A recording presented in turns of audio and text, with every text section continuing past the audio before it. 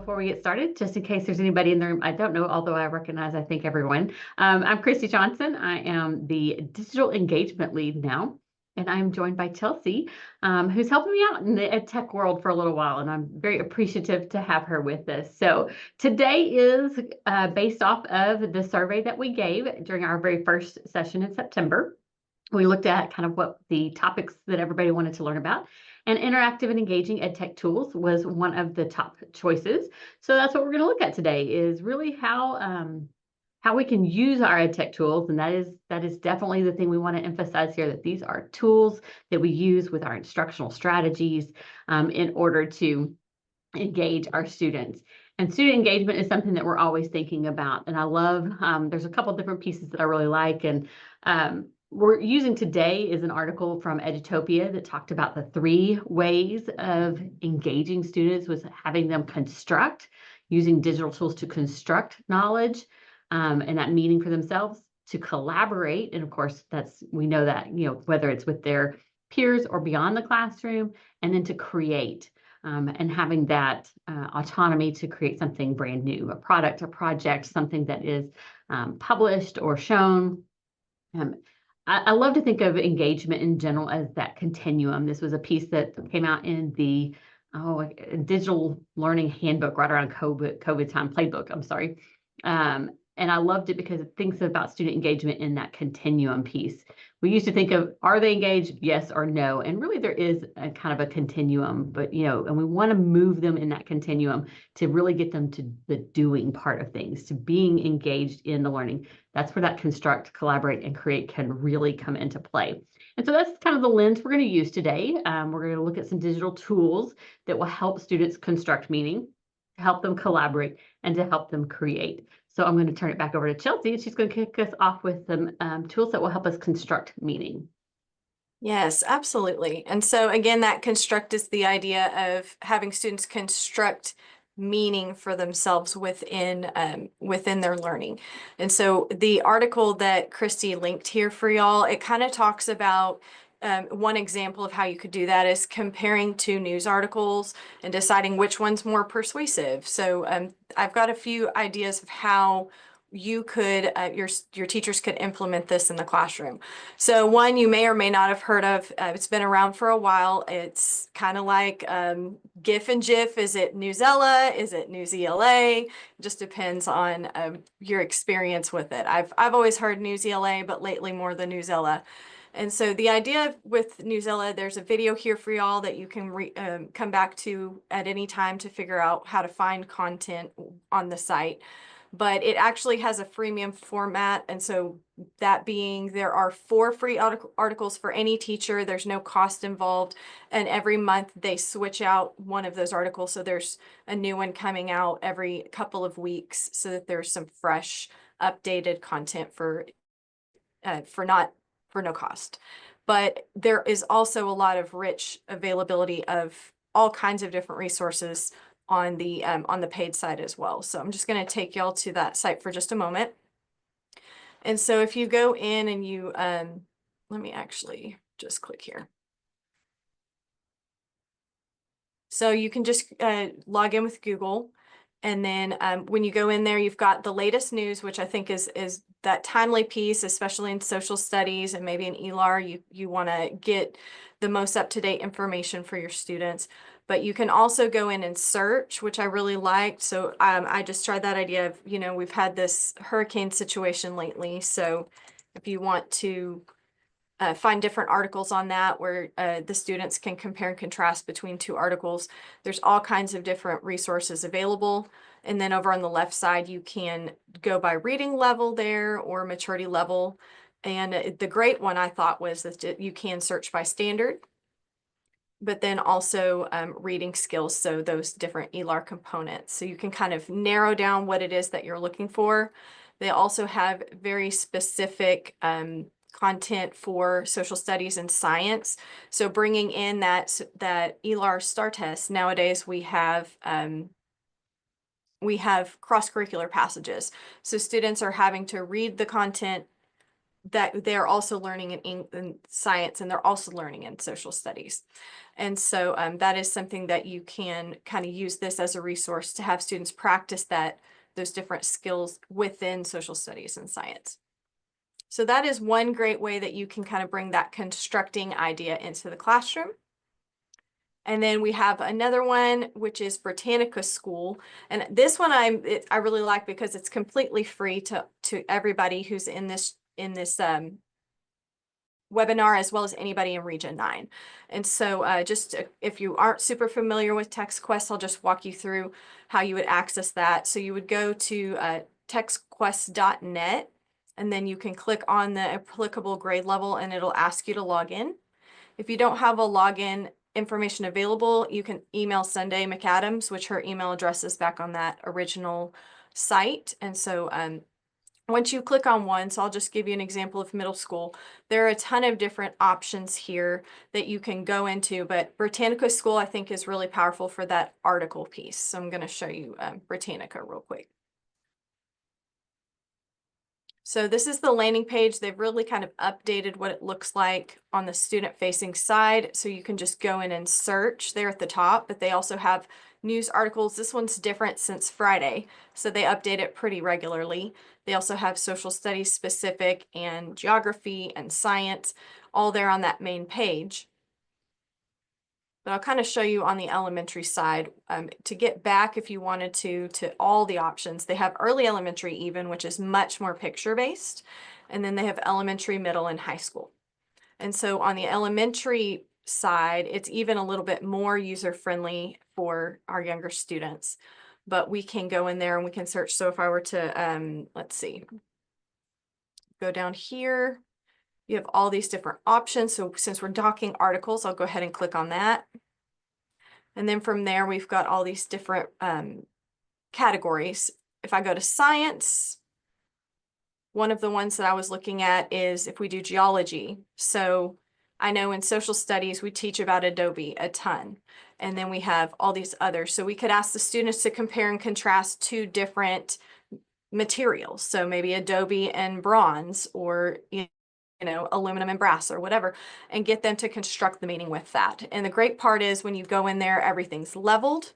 They can get it read to them. So you can control here, you can do reading level 1, 2, or 3.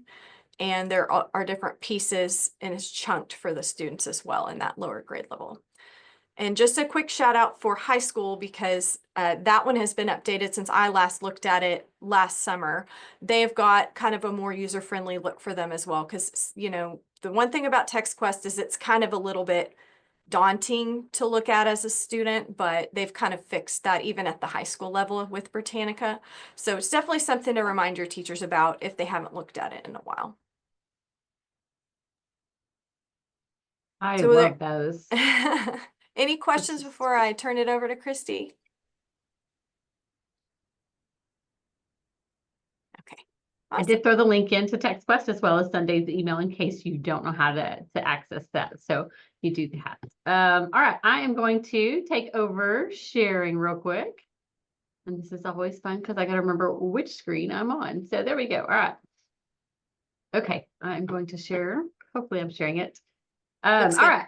Okay, deal. All right, we're going to talk a little bit about tools to help students collaborate. And so as most of you know, if you were using, oh no, I can't even remember what it was. FigJam is the new one. What was the other one? Anyway. Flipgrid? No, Jamboard. Jamboard. Thank you. Jamboard sunsetted. So it's done. It's over. It's no longer. So FigJam is kind of the substitute there, and they are doing a lot of really great things. If you saw the newsletter last week, then you saw that it's also now available as an add-on in Google Classroom. So when you're in your classroom and you're making an assignment, you can actually assign a FigJam, and you have the same options as you would if it was a Google slide or doc or something like that. You could make a copy for students where they could collaborate. They can all be in the same one. So you would just make sure that your link is, everyone can edit, and then they would be in it. So I'm going to go ahead and pull you into FigJam just to show you. And if you click on this, it's going to come to the same thing here. I am logged in.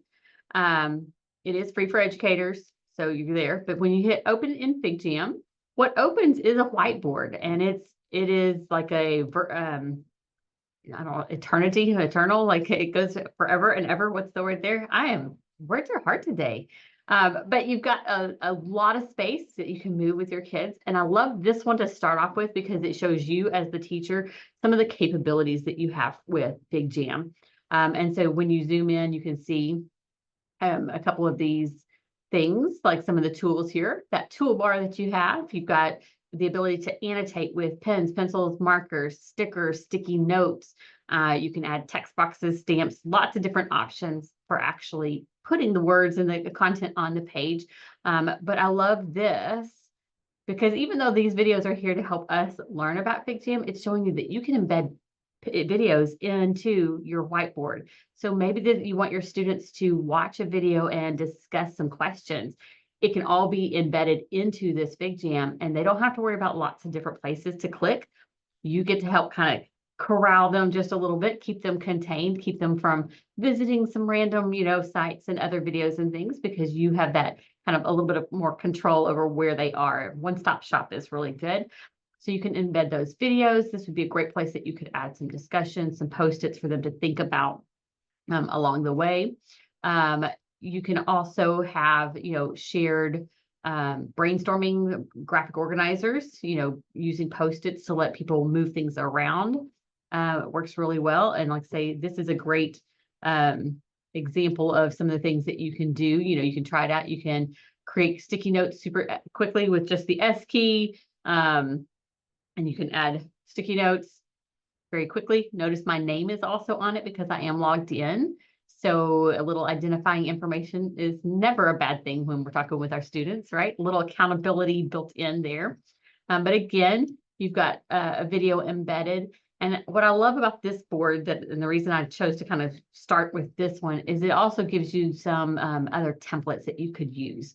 So if this is something you like the idea of students collaborating with those sticky notes because it does have their name on it, then they have a couple of different templates that you can click on and open up another whiteboard, and they'll have those templates built in. And that is one of the really cool things about FigJam is it's because it is kind of taking that place of Jamboard, they are really moving pretty quickly to get a lot of educator specific templates built, student specific templates built that you can adjust to any content area. The template is the tool, but the content is yours. And I love that ability because you can learn one thing once and you can repeat it. Once kids know it, like we don't have to give up on it. They can use the same things, same ideas over and over again. So here's some other ideas that FigJam works really well with. Flowcharts are really good. They have lots of connectors that you can connect ideas here. And again, more templates that go with that graphic organizer, that flowchart idea. But then there's also some things that you can really do with your kids. We know that kids are super visual, and so there are a lot of different options to make this really pop for them, whether it's inputting in images, copying and pasting images in, or using some of the graphics that are built into FigJam, liking things, thumbs up, letting kids add comments. I think that's one of those soft skills that we really have to work with on kids is how do we agree and disagree both respectfully? And this is a great way to teach them to use some of those tools. Like you can say, I disagree, but what do you do with that? So you add a comment, you explain. And those are some things that I think are really helpful here. Again, lots of templates built in, drag and drop features. I know a lot of us have used Google Slides for that, and we always get a little frustrated because it doesn't work perfectly. But a giant whiteboard like this is ideal for that. And it also has some really fun things built in. There's a bunch of widgets built in, and I don't know if you've gotten a chance to play with it, but my favorite is this little Polaroid picture or this Polaroid camera, because it literally takes a picture of the students and drops it up in there. And then so they could vote. So you could do some of those strategies that we know, those instructional strategies that we know work really well with kids. We do voting activities. What answer do you think? They could take their little picture and drop it into the answer choice that they want to say. And then now you've got another group for them to start discussing with. And you can take it offline at that point. Okay, we've got the groups, go meet with those students, and you could actually talk face to face. It doesn't all have to be digital, even though we are talking EdTech. There is a time and a place for online and offline. So, and again, just some reminders on some different tools and tricks that you can use. But I really like using that kind of starter deck to get you started. But if you're looking for the templates, you can always come in here and click on templates. Scroll down until you see education. There are a lot that are not education based, and it doesn't mean that you can't use them, because to be honest, they're flowcharts, they're graphic organizers, they're brainstorming, so they can be used too. But there are education specific ones if you scroll down long enough. And you can always preview it by clicking this, which I learned the hard way, because I didn't realize you could do that. I kept adding them and I ended up with this huge whiteboard. If you want to preview it, you can click the little arrow and you can kind of see what it's about before you add it to your whiteboard. The great part is you could add as many of these templates as you want to one whiteboard, and you could just keep adding them for different pieces of the lesson. And it works the same way that when you share something like it does in a Google Doc or a Google slide, you have the ability to say who can view and who can edit. You can even add passwords. And like I said, now that in Classroom, that add-on is there, you can actually assign it just to your students to keep it very secure, which means you can also assign it to groups of your students, just like you can with anything else in Google Classroom. So I think that would be super helpful, because you could assign group 1 to one, to one whiteboard, group 2 to another. That way they have their own separate space, and you're not talking about 30 kids in the same collaborative space. Even though you could divide up one space and make it work, sometimes it's best to have fewer people involved in those things. So that's FigJam. The other one is, and it's back on the site here, is Canva. And Canva, of course, we know and love Canva because it's free for educators K through 12, both teachers and students. But it has a free online whiteboard tool as well. Similar to FigJam, it is, there's a lot of business ones as well. But if you scroll down on that link that I put on our site, you can actually see some kind of, like it says, start inspired. When you click on education there, you can see some of the ones that are education based. So things like KWL charts or polls or brainstorming that are more student centered are here as well. You can also have, like they have them already built. So that's a great thing, is again, you can just use it ready made, and anything that saves our teachers time and saves you time, I think is super helpful and super user friendly.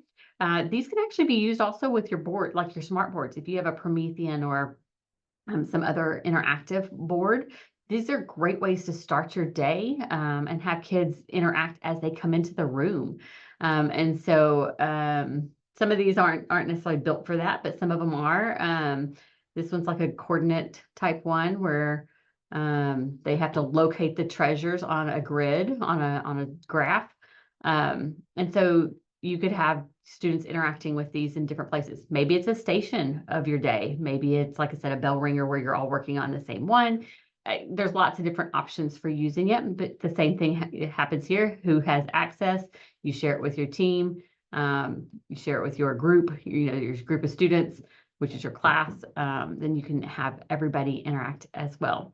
It's also really good. The same whiteboard can be good for collaboration between teachers. If you're working on planning something, these are great features as well, that everybody can be working on the same one and planning different pieces or parts to something. So that is collaboration in a very quick little nutshell. So I want to get into create, because we know that when students have investment in something, a product or a project, that the engagement tends to go up.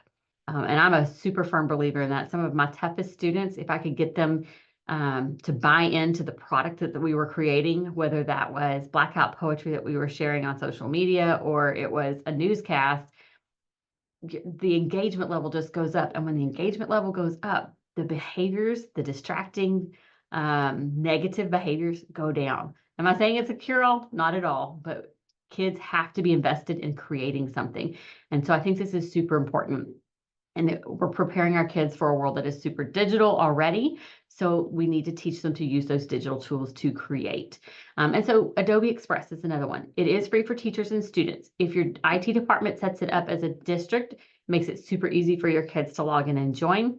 You can actually click on this little link and come right here.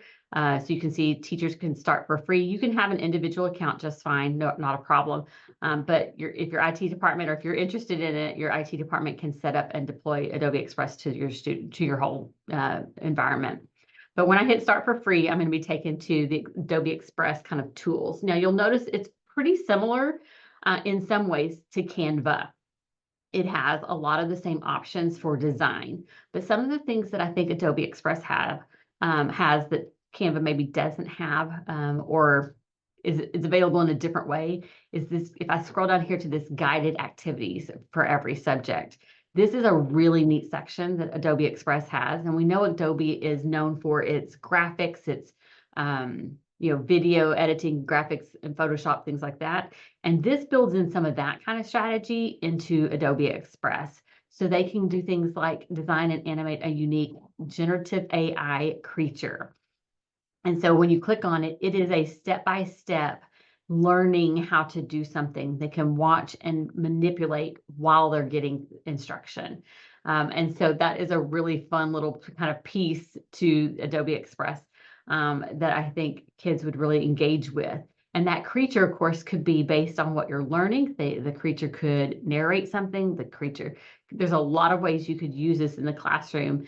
It's not just creating a character. It's creating a character to do something or to interact in a certain way, or a character based on whatever it is you're learning. What would this character look like in this time period or another? A couple of the other activities that were there that I thought would be really interesting. There was a time capsule that they would use right here, a historical time capsule, where you would use generative AI for them to create what they want that capsule to contain. And so that shows a lot of knowledge. So when we're kind of thinking about all these different pieces, if they're reading about something, a time period or a certain environment or habitat, and then having to create something based on that. So now we've taken that knowledge and we're now applying it. And so not only are we getting more engagement, but we're moving that level of knowledge from basic recall into that application piece. And that's what we really want from our kids. And so those are some of the things I like about it. There's also a couple of really fun ones. I know some of you probably saw Lexi do the Animate Your Voice tool, where you get to make little creatures and characters talk.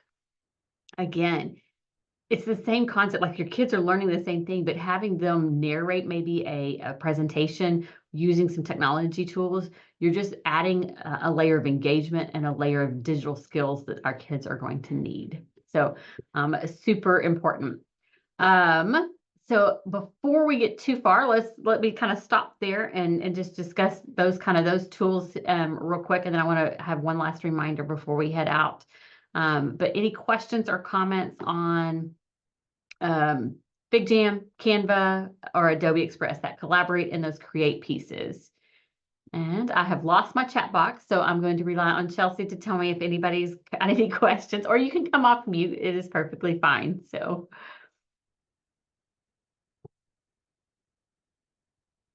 far, so good.